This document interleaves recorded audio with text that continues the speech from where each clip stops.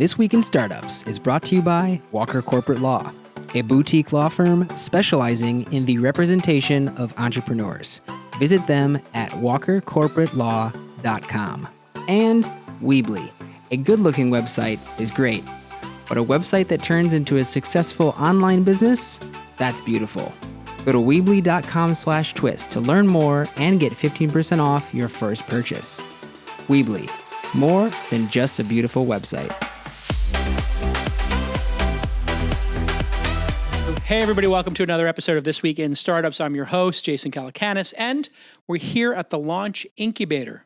The LAUNCH Incubator consists of 7 startups, and we have them pitch every week to investors. One of the other things we do is have the alumni come and share what they've learned so that the new generation of companies can learn from the past. Today we have David Bennahum, who was in one of the early incubator classes from Ready, which is an educational software toolkit for making games online for young adults and kids.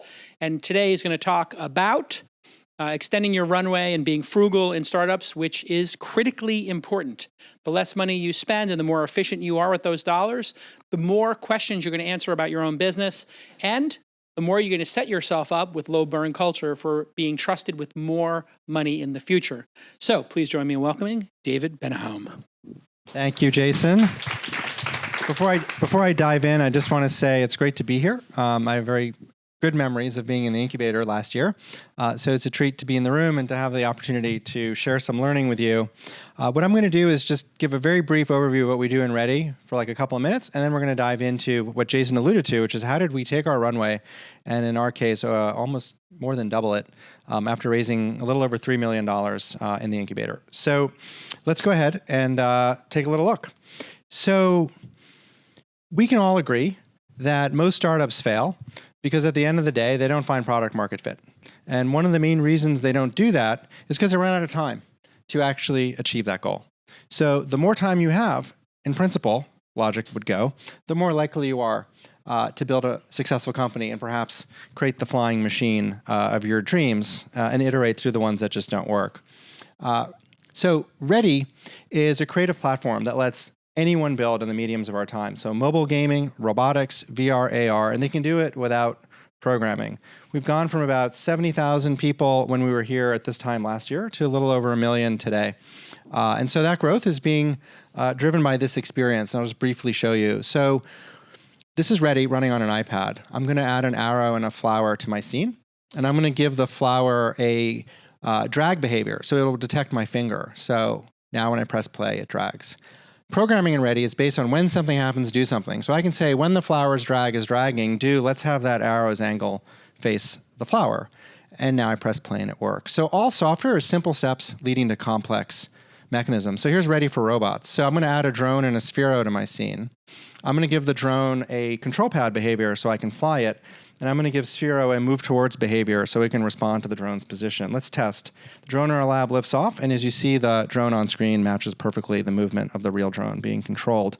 Now we're going to program Sphero to respond to the drone. And I can say when the drone is to the right of Sphero, Sphero should move towards it. And then I can do the inverse. When the drone is to the left of Sphero, Sphero move away from it. So it's that easy. With Ready, anyone can program. It's how we got to about 1 million people so quickly. So now the drone lifts off, crosses over, Sphero moves away, crosses back, Sphero moves towards, crosses over, and Sphero moves away. The same mechanics are being done to build like Arduino cars. So this is a kid building a car that's controlled by an Android phone with running Ready. And the joystick, all the stuff is built in Ready, controlling this handmade car that he made. A lot of the growth is happening on mobile games. So what you're seeing here is a medley of games built by people around the world. This runs on Android, it runs on iOS. And some people like hand draw assets, they upload their own stuff, they build endless runners, all kinds of different games.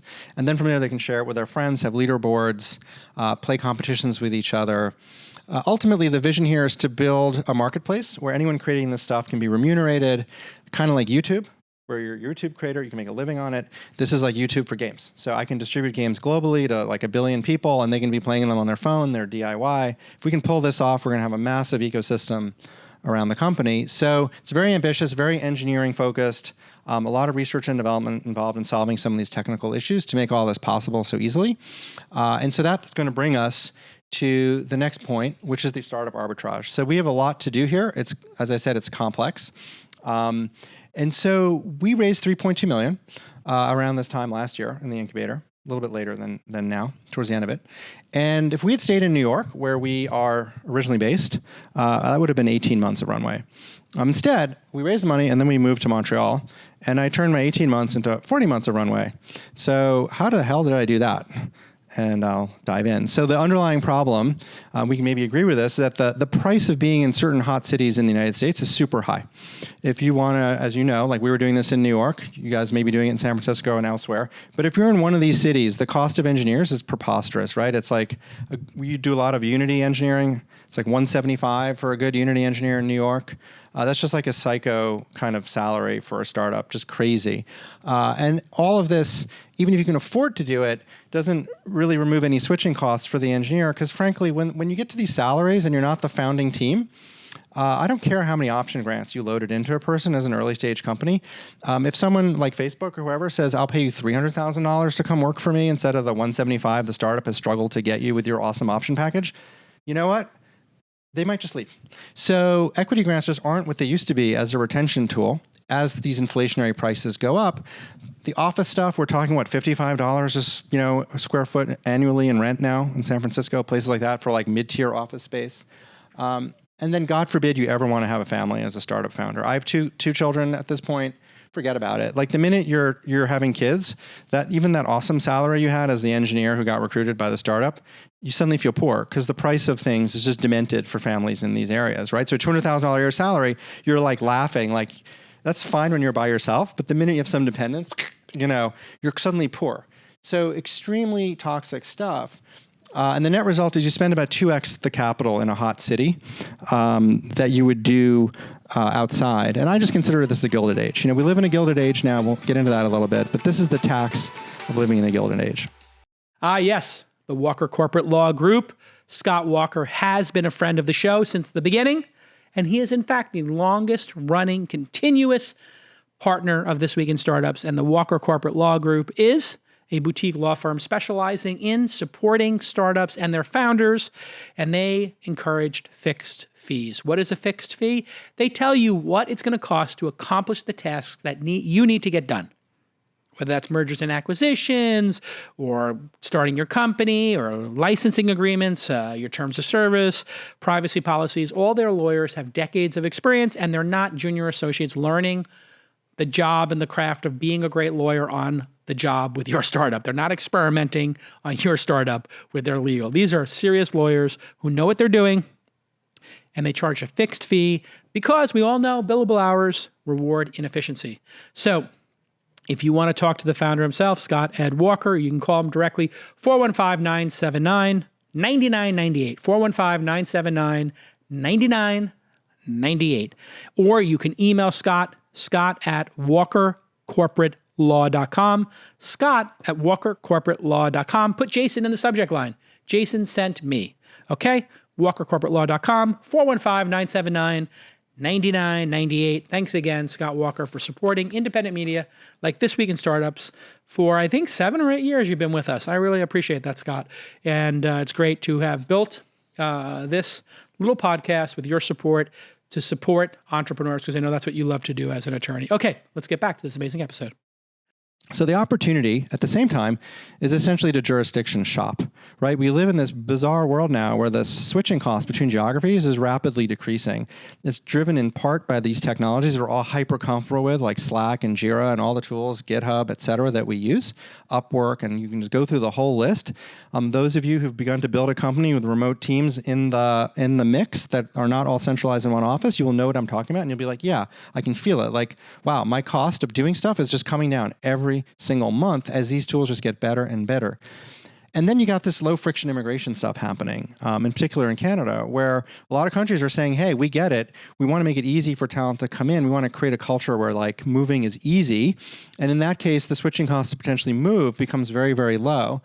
And then the other trend kind of driving this is what I call the innovation hub trend. So cities are competing with each other to build innovation hubs. They're putting a lot of money to work to finance stuff, and nations are doing that too. So it's now basically a kind of a buyer's market for us as startup founders. We can go shop for jurisdictions, and then on some level, just the fatigue in the age of Trump, right? Just sort of exhausting. At least for me, it was like tiring being here. I was like, I just want to think about that stuff. So why not just leave? And that's what we did. We're like, fuck it. We're going to leave for real. Like we're one of those crazy families that was like, yeah, we're just going to leave. We're not aligned with this. And so on that basis, we found Montreal to be the most undervalued startup ecosystem in North America. We did all the analyses. Like it was far and away the most undervalued. So I'm going to just walk you through the numbers, and you'll just make up your own mind whether that's right. So let's look at people cost. This is the price of the engineer, roughly, like in San Francisco or New York, a good one, like $175, plus, by the way, those benefits, right? You got to pay them healthcare and some other stuff. So fully loaded, you're like at $200,000, $210,000 just for that one engineer.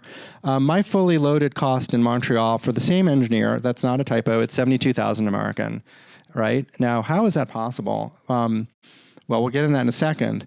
But when you just look at that basic situation right there, you have to ask yourself, wait a minute, I removed like 60% of my cost, maybe more for that one resource, right?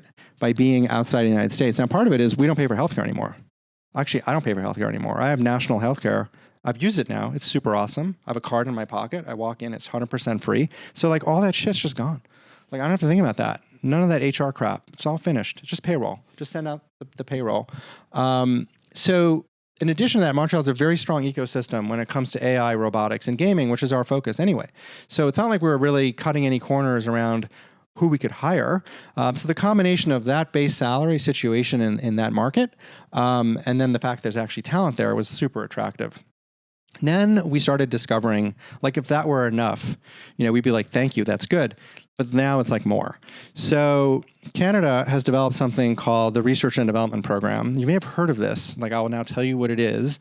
It's basically a program that's designed to return the expenditures you do on bona fide research and development at the end of the year.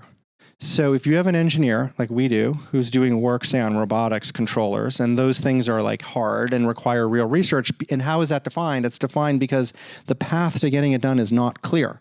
If it's clear, it's not really considered research. If it's like uncertain, it sort of counts as research and development. So if your work is research and development, you can get up to 80% of that cost back. So if I paid $1 for that work, I could get up to 80 cents back, literally as cash from the government at the end of the tax year back. Now, arguably, an engineer doesn't spend 100% of their time on R&D. Maybe they spend 80% of their time. So what you see here is an assumption. The engineer spends 80% of their time at the salary I told you before, 72, 75, and they get 80% back of that 80%. And that's going to be the actual cost. And as it says here, somewhat rudely, holy shit, that's cheaper than outsourcing to India. If that were not enough still, we then found out, this is sort of after we got there, this is a few months ago, that Canada has developed a program called the Industrial Research Assistance Program, or IRAP. It's like a $250 million fund that sits within a $2 billion public-private partnership that you should think of it like the Export-Import Bank in the United States. It's basically a fund that is designed to bring companies into Canada and fund long-term research, innovation, and basically build a thriving economy over time. So this thing called IRAP looked at our company and qualified us. They basically said, what you're doing qualifies for this. And this is found money. Like, we did not plan for this, but when we did the research, we realized we qualify for this. And about 30 days ago, they gave us a $10,000 grant for a junior engineer for 90 days. Like, it was basically, the idea was get in the system, be registered as a qualified company. And you can sort of see the investor logic. These are almost like investors. And then if that goes well, we're in line to get a $350,000 potential grant later this year. And then if that goes well, you're now starting to move into potentially north of $500,000. And these are not debt or equity at all, right? These are straight up grants. So you're being given the money, and in exchange for that, you're hiring Canadians, you're building this Canadian ecosystem, you're hopefully building a thriving enterprise that's going to kill it. But downside risk is somewhat protected because you're also spending this money on people who do important stuff that are overall building the ecosystem and just further reinforcing it. So when that is all factored in on the company side, we haven't talked about the personal side. So this is sort of an amusing slide, but again, I'm kind of a little biased here. Like, we have some kids, and I'm like, this is for real, okay? So I'm from New York, and I'm like, dude, I want 4 bedrooms because I'm a total brat. You know, like, I want, like, my kid, I want my wife, and I want space. So if I go to Park Slope in New York, you know, I'm going to spend basically $12,000 a month on that kind of situation, right? Which is kind of like probably here the same thing, right? We live in a neighborhood called NDG. I like to compare it to like Park Slope because it's like the Park Slope of Montreal. We pay $2,000 a month for the same thing. I got 4 bedrooms, I got a backyard, I got a car, I live like a few blocks from all the stores and the food, and it's $2,000 a month.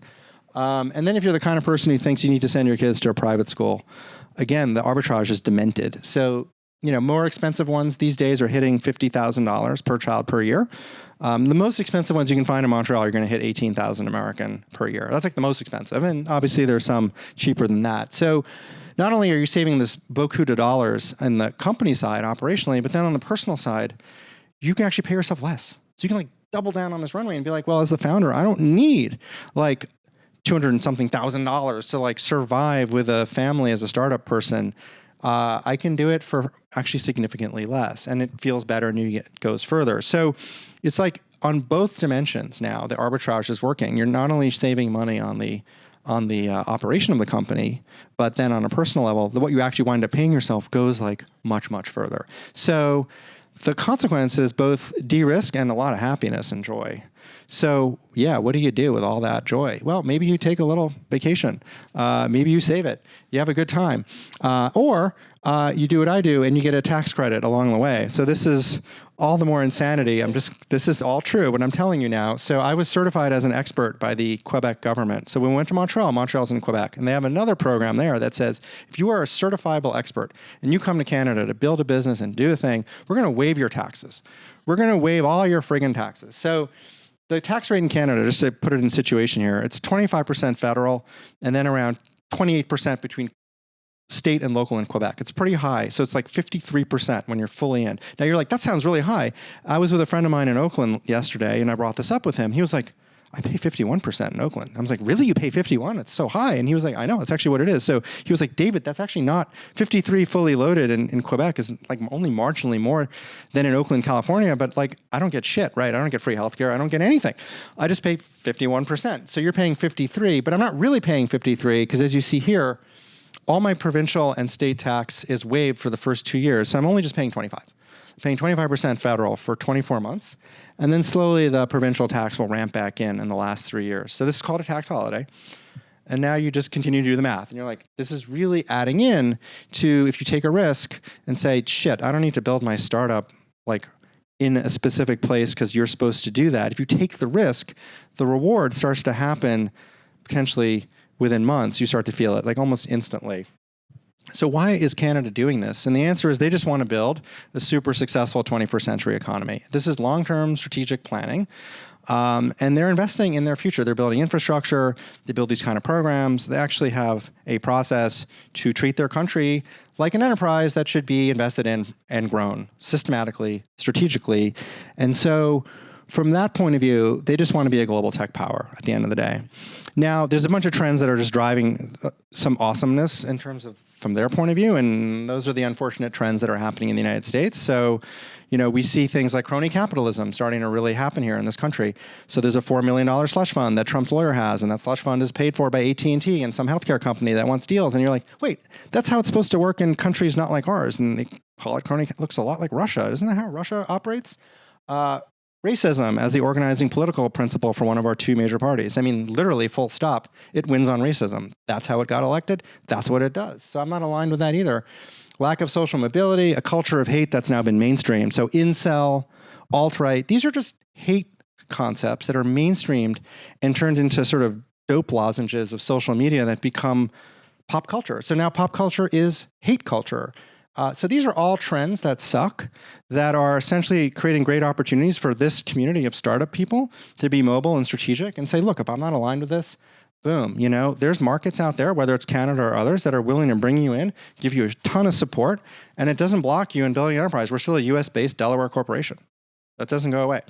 But we do now have the ability to operate with incredible economies. And finally, you know, I think Canada's plan is to be an open country between Asia and Europe, right? So they're kind of pulling the slack that goes from becoming a neighbor to a closed country that wants to put up barriers. So if you stay open and you're straddling those two continents, it's a huge, huge win, right, for Canada. So all this is highly strategic and works to the overall benefit. So the net effect for us as a company that's kind of put it together, let's sort of see what happened to our burn rate. Had we stayed in New York, right, I would have had 18 months of runway with my 3.2 million. Just not getting any R&D credits, just enjoying the lower salaries, like what's going on, 90, which is pulling me now to 30 months of runway.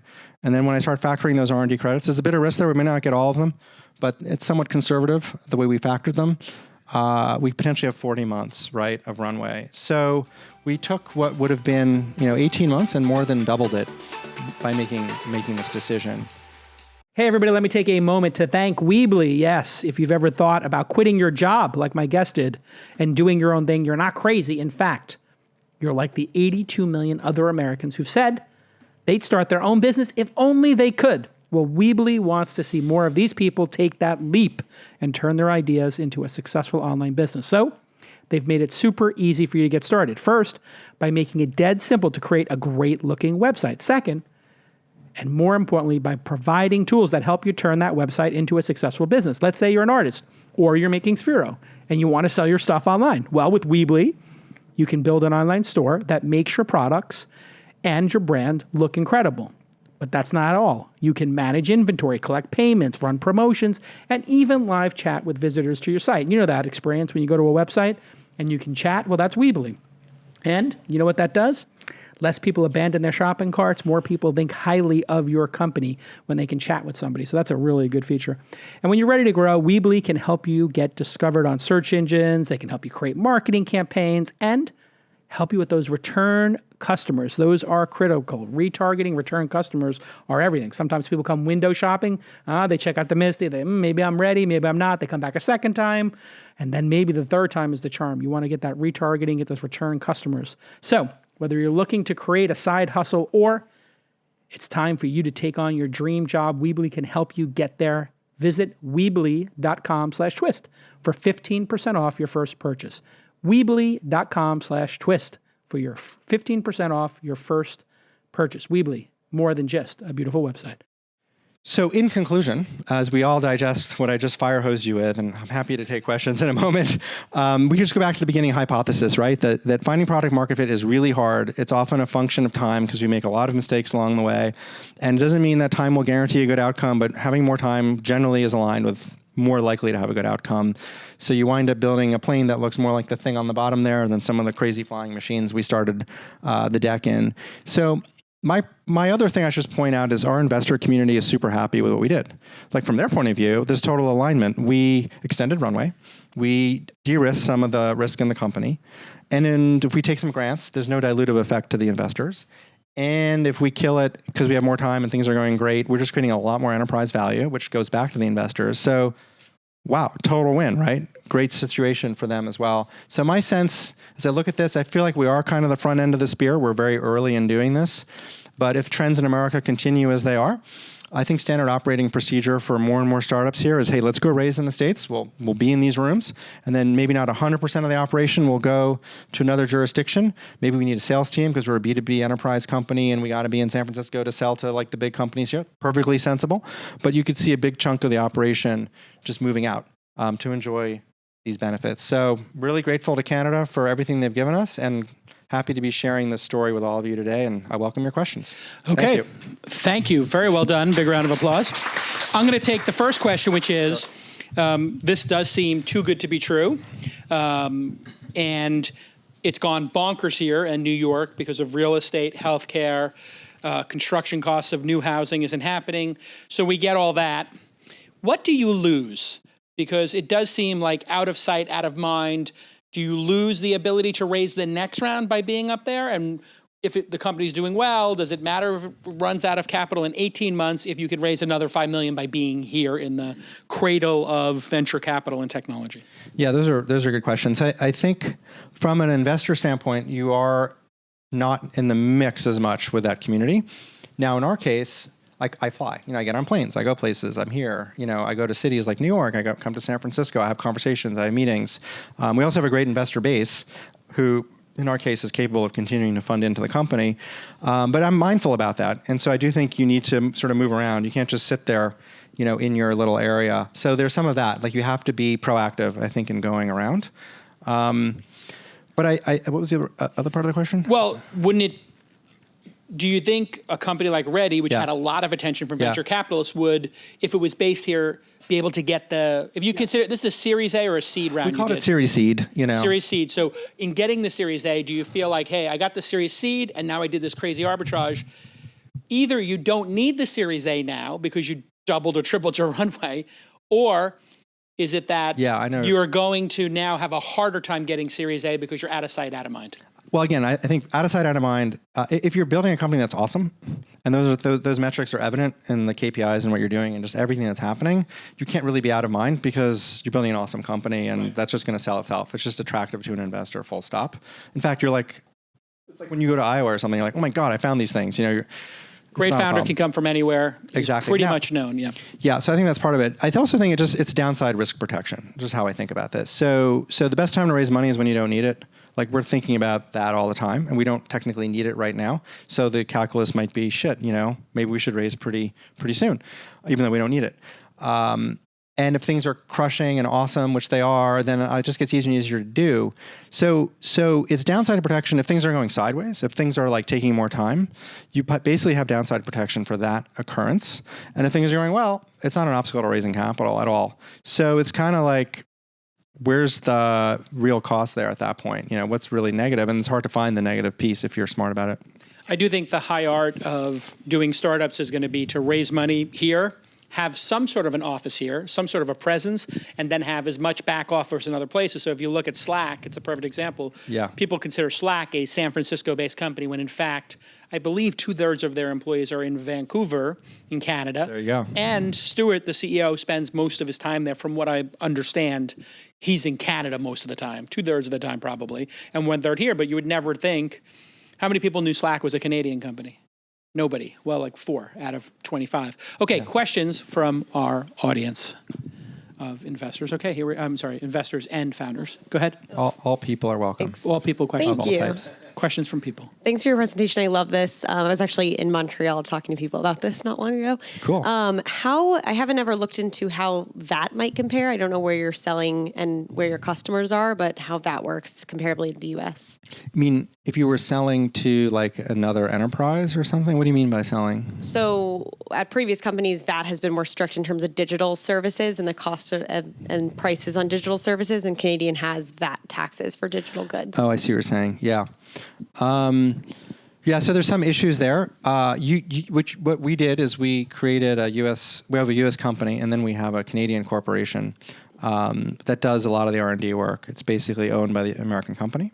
So the American company can essentially take the income, right? Because we sell globally. So we have these are kids on phones, right? So they're like all over the globe. So the US company can be the entity that is dealing with that. And then as far as their sales in Canada, there might be some tax consequences there. But that's a very, very small sort of layer of risk. It's not even really risk at all. So it's just tax management, and definitely you want to have multiple corporations, right? Let me ask you about the R&D credits. How does Canada or these agencies determine, because I know they do it after the fact. So at the end of the year, you say, hey, I spent $70,000, and they tell you you're getting back this amount. How do they make that determination, or have you figured that out yet, where if you're working on Slack 3.0 and 2.0 is in the market right now, is Slack 3.0 R&D, or is it just the evolution of Slack? And if we have rolling versions, it's a great question. How does one present it, or is it kind of like a good faith thing? No, there's sort of a science to it to a degree. And so the science is around the uncertainty or the certainty around the outcome from the actions you take. So if I say, well, I'm going to upgrade my website to do something different in terms of just like SEO and some sort of engagement, and those are pretty certain steps, and there's not a lot of there's really no innovation necessarily in there whatsoever. That would definitely not qualify for R&D. And when you have to submit timesheets and you submit backup, so like Jira tickets, It actually has to be, they can audit, right? And they do audit. And so you really want to be very, very organized around everything. So if you use a tool like Jira, which we do, then that's fantastic because each ticket is very, very clear. And then we have to have timesheets in terms of how much time was spent on each ticket. And then those tickets are either demonstrably research oriented because they're solving a hard problem whose outcome is not clear. So that's sort of the test, that it's not a known path to get to the outcome. The more the path is known, the less likely it's true research and development, and the more likely it is what you're kind of referencing, which is like Slack 3.0. And then so within the agency that reviews this stuff, they're trained to kind of look at these things, and it's pretty strict. I mean, I think it's pretty clear. And so if you had somebody who's a developer and they were spending some of their time doing the SEO optimization, some of it doing, hey, the new features in the product that are an API that we don't know if anybody's ever going to use it or not, but we wanted to create this Slack API that lets you connect to all these different services, and who knows if it's going to work. They would look at all the tickets, and you would say, hey, this third we think is R&D, this 2/3 is maintenance. And we wouldn't show the 2/3 that are maintenance because this third was R&D, and this is why. And usually before you submit, you have to also explain an overall description of the project. So you don't just submit tickets with like you have to be like, we were trying to solve like, human control of robots through cell phones without knowing how to code, and like integrating the logic boards on these robots through like some sort of middleware that would allow the phones to control it. We were uncertain as to how to do that. Here's why. And so when you see this massive tickets that's related to that work, it's in solving that problem. And you may not have solved it, by the way. You can do R&D that fails and still qualify to get the money back. Amazing. Another question? Hi, thanks for this presentation. This was great. I'm curious if you could speak a little bit more to the talent market in Montreal, and why not just do remote work, and what benefits were there? It seems to me that if I were a great engineer living in Montreal, I would just move to Vancouver or the US, where I can get paid $300,000 a year, like you mentioned. That's a terrific question. So some of them do that. That definitely happens. But some of them do the same math that we were doing here today, and they understand that if they come to Vancouver or San Francisco and get that kind of, say, $300,000 salary, and they really want to do something with their lives, like build a family or do something, they are pretty aware that they're going to be stuck in a strange little hamster trail where even though they seem to be making a lot of money, it seems not to be enough to kind of make it all work. And some of them might be willing to do that, but then some of them are not. And they are like, wait a minute, I can stay where I am, actually have a totally different life-work balance, and on some level be happier and more stable than this other idea of taking the $300,000. So not 100% of them will come to that conclusion, but enough of them come to that conclusion that the ecosystem itself is rich with talent. Yeah, I mean, the frustration level right now, I think, in Silicon Valley to getting a house, just that, if you have a family, the idea of getting a home, I mean, you're talking about if you were renting the equivalent home that you were living in for $2,000 would probably be $12,000, $15,000 here, and maybe 8, 9, maybe 6, 7, 8 in Oakland or something for a 5-bedroom or something. What do you think it would be in Oakland? 5,000 for a 5-bedroom? 6,000? 7,000? 5, 6, yeah. So, I mean, at a certain point, people do make these, and they do make a lifestyle decision. And the thing I think is really promising about this model is the length at which a developer or other talented person would stay at the company. So we see people here lasting 9 months, 6 months, 3 months at a company. 18 months is like a long tenure now here in Silicon Valley, because you're constantly getting bombarded with offers. And it's like, oh, I'm at Facebook, I got an Uber offer. I'm at Uber, I got the next offer from Slack, I got the next company. I would also they're going to stay longer, right? They stay longer because you're also a very attractive company. So it's, when someone says, hey, I've come to your city, a lot of people think what we're working on is cool. A lot of the stuff you guys are working on is basically cool. And then you came to their city, you had financing from some cool US venture, and you committed to this city, and you're like, you're here. And they look at, meaning that engineer candidate sort of looks at that profile, looks at what you're working on, and says, you know what, this sounds kind of fun and kind of interesting and cool, and I want to work on that project. And suddenly you're that poacher. You're that person who's like Facebook, who can kind of come in and like take employees, and you're like, oh, this is so exciting. Like I can actually reach in and grab people. So then you've experienced easier hiring. Yes. Because you're the attractive opportunity in Montreal, where you would have been one of 50 attractive opportunities in New York. Yes, and we've seen that with the quality of the engineers. So we're getting like top level engineers, and in part it's because they really are aligned with the quality of what we're doing. It's interesting, but also the backstory of committing to that community is like very attractive. Okay, let's take another question from our audience. Hey, David, it's Chris from Where By Us. In company culture, we take it pretty seriously. Yeah. When you guys moved to Montreal, was that a big effect on everyone? You probably lost half your staff, I'm guessing, because they didn't want to move their life from New York to Canada. This is a great question. So when we were in the incubator, we had raised maybe $500,000 of angel investing over the course of maybe 14 months. And as a somewhat experienced entrepreneur, I decided this time around to do it really agile and super light. So my co-founder and I were both in New York, and then we had one engineer in New York, and then all the rest of the engineers, as we started ramping them in, we were doing it in Europe, like kind of away. And we were able to manage them really, really well. So by the time I was in the incubator, I had like 4.5 full-time equivalents, of which 3 were in New York and 2.5 were like overseas. Like super small team, and that makes sense. We were burning $32,000 a month with like 5 people, right? And when we decided to move, when I say we, who is that really? It's like I wanted to go to Montreal. My co-founder, John, who's watching this now, I think, live stream, I wanted to go to Miami. And I was like, dude, that's an awesome idea. You should totally go to Miami. Like, it's super nice, right? So he went to Miami. I went to New York. Our engineer in New York was like happy to stay in New York. Our engineers in Europe like really didn't care if I was on the stand-up from Montreal or New York, because like they really don't care. And then all the new people we hired, we did in Canada. So when we grew the team from like, 5 or so to 13, most of those hires happened in the Canadian market. So all the growth is happening in Canada because those resources, when you saw that math, are like basically as inexpensive, if not more so, a really great outsourced resource in a foreign jurisdiction. You come here quarterly? Yeah, I'd say quarterly. I'd say every four months or so. So what is 3 that? times a year. Trimestrally. Yeah, exactly. Trimestrally, yeah. Maybe, yeah. Something Okay, like that. another question from the audience. Let's run a microphone. Who's got a question? Raise your hand if you do. All right. We have one more question? Yeah. And we are seeing, people taking large groups of employees and putting them in other cities. Yelp is in, I think, Arizona. I know Thumbtack, I think, is now in Utah. And so that is the state of the art for sales and for customer support. And obviously people put developer teams everywhere to try to round up great developers who want to live in a nicer city than this city, which is not so nice anymore. So it seems like just a little bit more than that, which is the commitment of the founder to go to that city. Right. What do you think the opportunity is for, say, if somebody had an incubator? Would they be able to get a city to give them $10 million to do 100 investments in their city over 3 years? I think absolutely.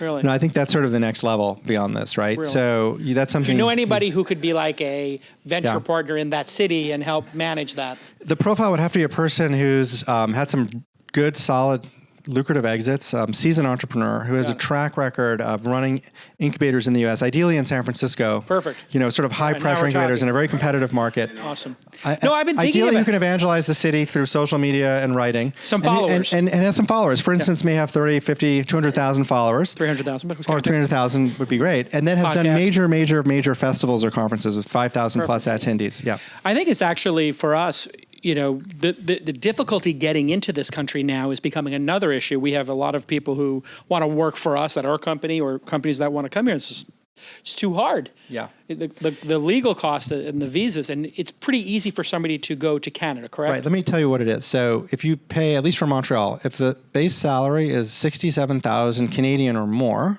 I believe.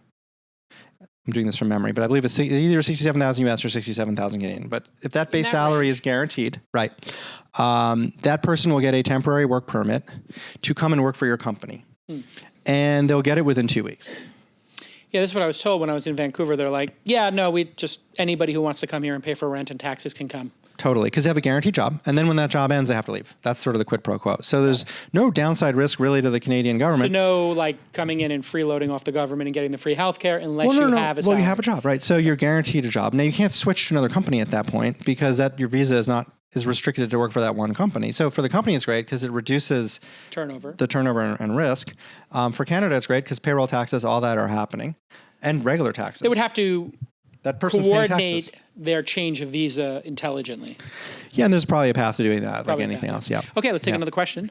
So were there any investors that were at all upset? And where were your investors from? Were they mainly here or New York? Because you were in New York. So New York, Colorado, and kind of nomadically all over the world. There's some people who don't really live anywhere anymore. So that's what I would just say. Those are the jurisdictions, and absolutely everybody was super into it, as a concept. Let's pass the microphone and take another question. Go ahead. So what's your citizenship status, and did that factor in at all? Yes, an interesting question. So my citizenship status is the following. So I'm a U.S. citizen. I'm also a French citizen. My mother is French. That was partially also part of the attraction, just culturally for Montreal. I was like, oh, it's a French city. It'll be nice. But they all speak English too. But citizenship is that. And then if I am in Canada for some number of years, there's a path to becoming a permanent resident and then potentially getting citizenship there. So I sort of understand those paths, and that's certainly an interesting scenario in the future. Okay, let's pass the microphone. I'm curious about the VC ecosystem there. So there is a VC ecosystem. It's obviously smaller than here, and I haven't really intercepted it yet because we're not in market trying to raise money. But I am aware of it, and it's active. They fund stuff, and they have get-togethers kind of like this, and they have events, and it's very heartwarming, and you can sort of feel the energy. It's like super positive, and they're really committed to their ecosystems. So there is absolutely a funding community there, and they're quite active, and I think they're just getting more active, right? So everyone's aligned around building this kind of value. Okay. Any more questions? With that, let's thank David for his incredible talk. Thank you. Well done. Thank you, Jason.